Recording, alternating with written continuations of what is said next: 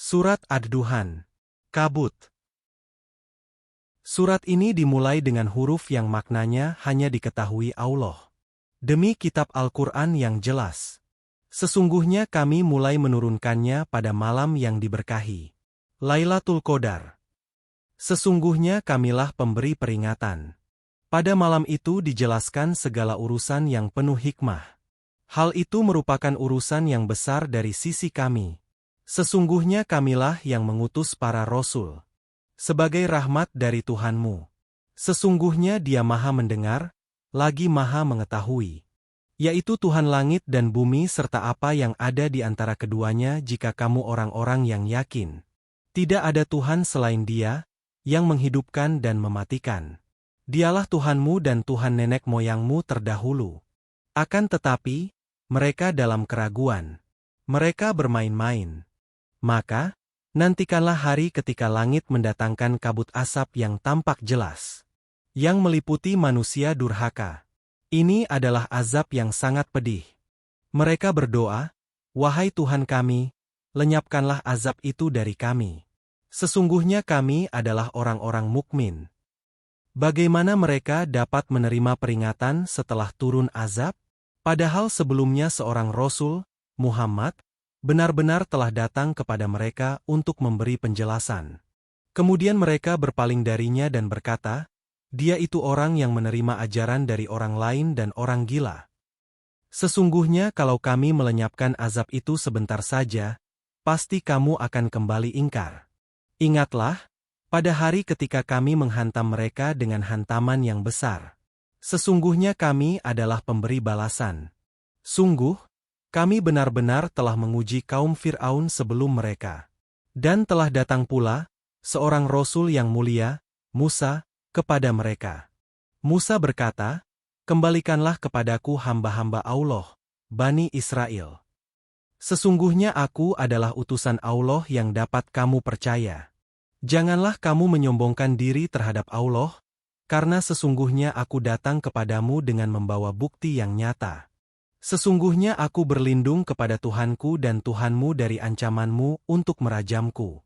Jika kamu tidak beriman kepadaku, biarkanlah aku menyampaikan pesan-pesan Tuhanku."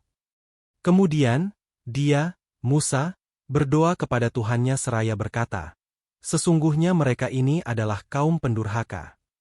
Allah berfirman, "Oleh karena itu, berjalanlah dengan hamba-hambaku pada malam hari. Sesungguhnya kamu akan dikejar. Biarkanlah laut itu terbelah. Sesungguhnya mereka adalah bala tentara yang akan ditenggelamkan. Betapa banyak taman-taman dan mata-mata air yang mereka tinggalkan. Kebun-kebun serta tempat-tempat kediaman yang indah. Juga kesenangan-kesenangan yang dapat mereka nikmati di sana. Demikianlah, Allah menyiksa mereka. Kami wariskan semua itu kepada kaum yang lain. Langit dan bumi tidak menangisi mereka dan mereka pun tidak diberi penangguhan waktu. Sungguh, kami benar-benar telah menyelamatkan Bani Israel dari siksaan yang menghinakan, yaitu, dari siksaan Fir'aun.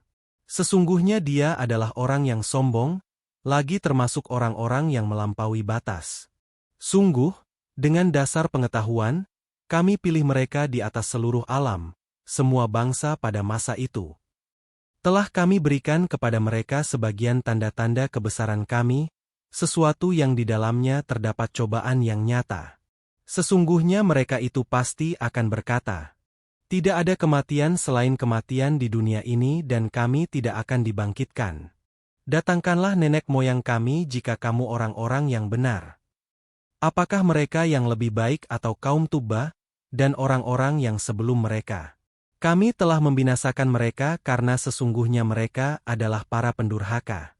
Tidaklah kami ciptakan langit, bumi, dan apa yang ada di antara keduanya secara main-main.